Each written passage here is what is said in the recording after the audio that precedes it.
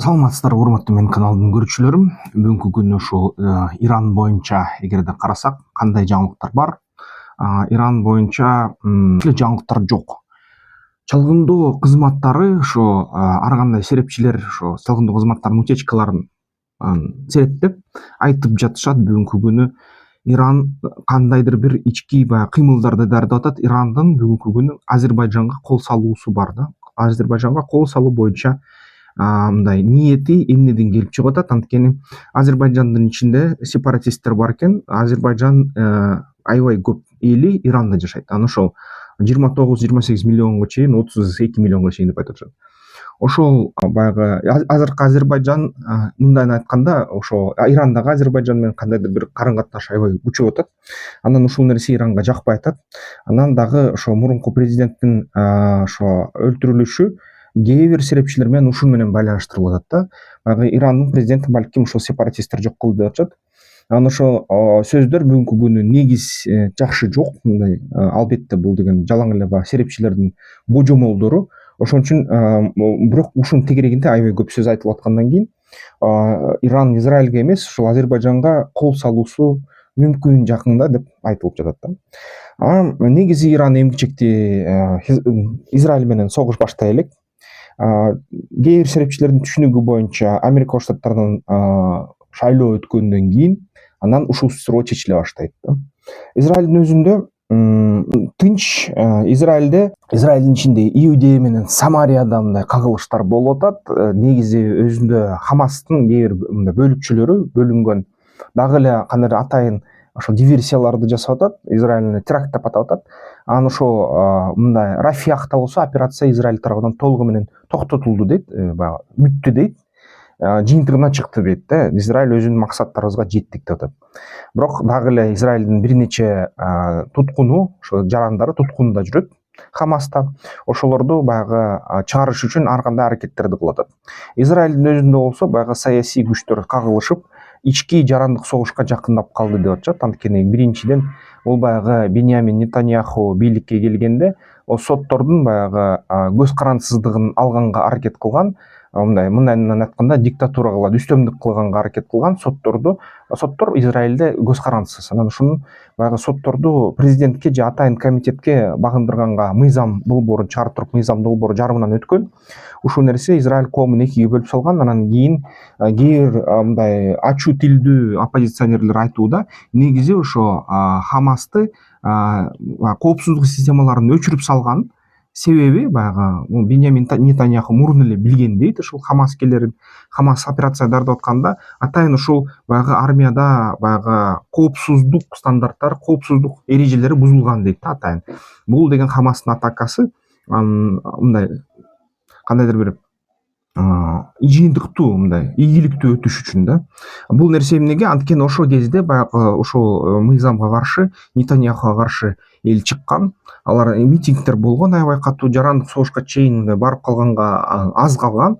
Анан ошол маалда баягы өзүнүн бийлигин бекемдетиш үчүн балким Хамасты ушуну киргизбейди Нетаньяху деп айтып атышат. Анткени Хамас киргенде жана Израиль коому бүт мындай биригип калды. Анан Нетаньяхунун бийлигине макул болуп, анан ошол согуш башталды. Согуш учурунда ушундай согушалы деп, биримдикте бололу деп мындай күчтөндү. Негизи бул диктаторлордун эски ыкмасы.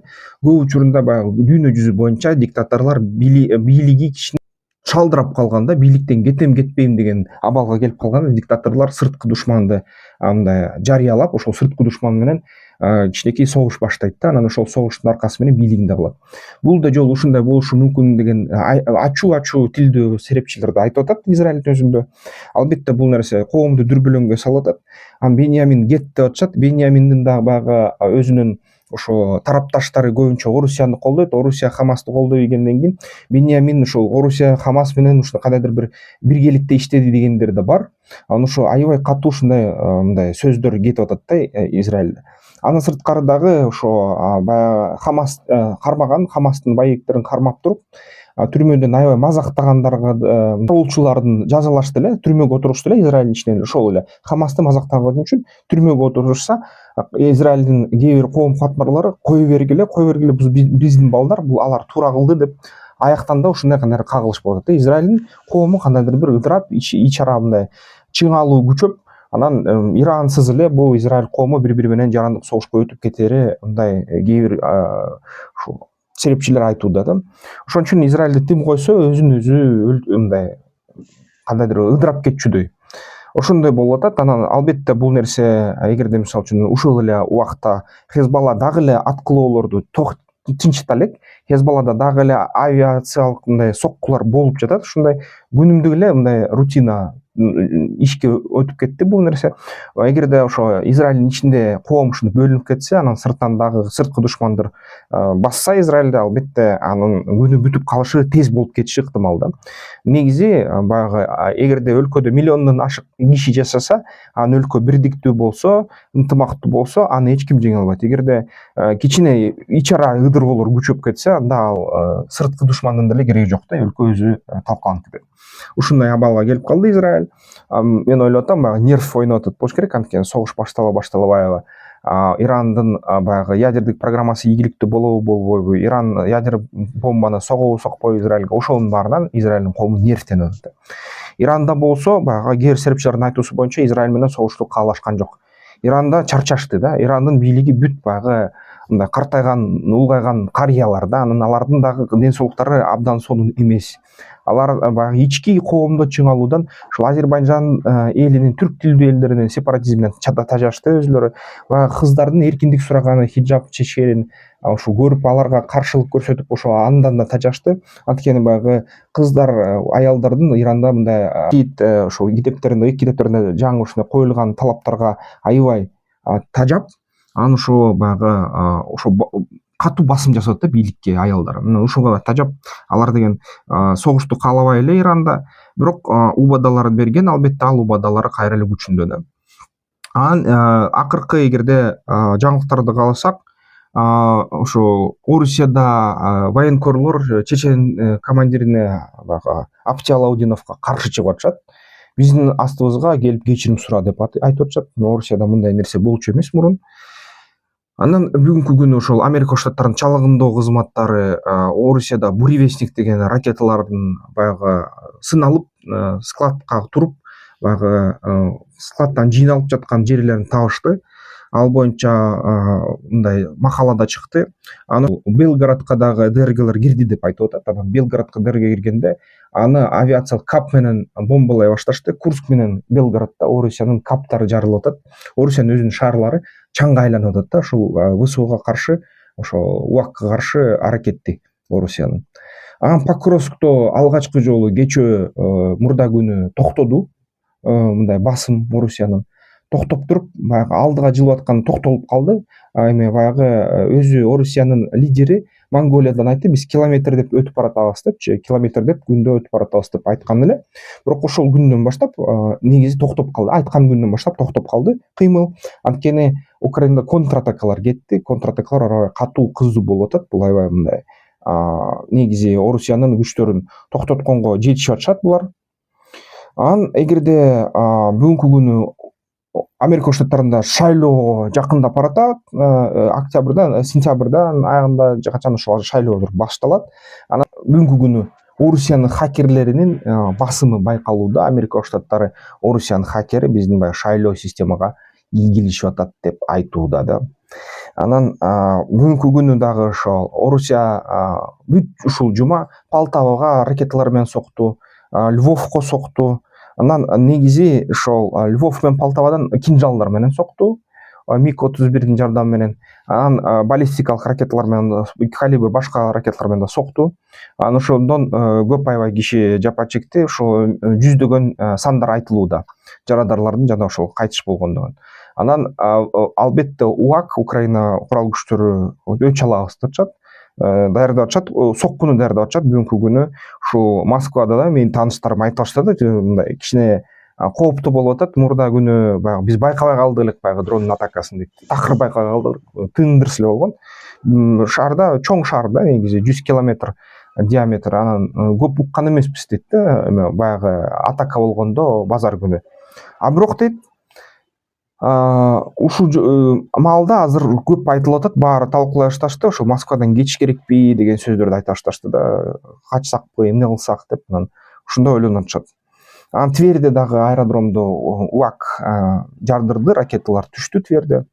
Анан дагы ошол Константин Мельник деген Украинанын ошол атайын дрондорду жасаган биси ошол эле Newsейдер деген каналдын эфиринде айтты, баягы мен бир кече буга чейин ролик чыгардым эле, от куючу дрондор колдонула баштады деген. Ошол от куючу дрондор болсо, мен айттым эле ушул напалм болсо керек деп. Ал болсо айтты, жок бул напалм эмес деп жокко чыгарып атат ушул сөздү, ошол божомолду. Ал айтуусу боюнча Украина термиттик кошулмаларды колдонуп атат да. Термит бул абдан мындай күйүүчү материал, аябай мындай кызуу күйөт. Анын да температурасы напалмдан аз эмес. Ал да керек болсо кээ бир учурда андан да жогору градуста күйөт. Анан темирди жөн эле эритип ийет да. Темирди канча 15-16 секундтун ичинде эритип ийет. 30 секундтай күйүшү мүмкүн, 30 секунд, 1 минут, 2 минуттай күйүшү мүмкүн. Анан термиттин жардамы менен кээ бир учурда термиттик сварка деп туруп, аябай мындай жогору температурада эрүүчү металлдарды эритип мындай ширетишет, сварка кылышат. Ал эми термиттик гранаталар мисалы үчүн көп учурда баягы фантастикалык фильмдерде көрүп калабыз, же болбосо кээ бир сериалдарда, фильмдер баягы химия боюнча фильмдерде. Ошондой термиттик шашка өзү танкты эритип салып, бузуп салганга жеңил эмеси жетет да, жөндөмү жетет. Ошондой термиттик сместердин ар кандай түрлөрү дейт. 1 жылдан бери сынап жүрөбүз дейт ошол Константин Мельник. Анан термиттик сместер ушул баягы кошулмалар ар кайсы болот дейт. Өзүнөн өзү күйүүчү кошулмалар калий же кальций кошулат дейт. Анан ошондой кошулма 500 граммга чейин жөнөкөй стандарттык дрон көтөрө алат дейт да, мисалы үчүн ошол эле Mavic. Анын айтуусу боюнча бул деген баба яга эмес болду дейт, бул ошол Mavic'тин чоң түрү болду дейт. Анан 500 грамм термиттик смести чачты дейт да. Термиттик смести чачса, демек бул деген кургак смесь болот, порошок сыяктуу. Анан албетте ичинде калий болсо, майда болот. Анан ошол смесь баягы абага чыкканда калий термитти жандандырат, жана ошол күйүү башталат да. Анан так термиттик ошол кошулманын түзүлүшүн айткан жок, албетте бул согуштук сыр. Бирок ушундай тууралууну мен роликке киргизүүгө чечтим да. Ошол негизи жаңылыктар ошондой, чоң жаңылыктар жок, бирок кайра эле баягы кишилер өлүп атат, согуш уланып атат. Калган өлкөлөрдү алсак, ошол Суданда ошол Хафтардын армиялары аякта дагы эле аябай кызуу ситуация, аябай гуманитардык кризис болот. Суданда бир нече киши ушу ачка отурат.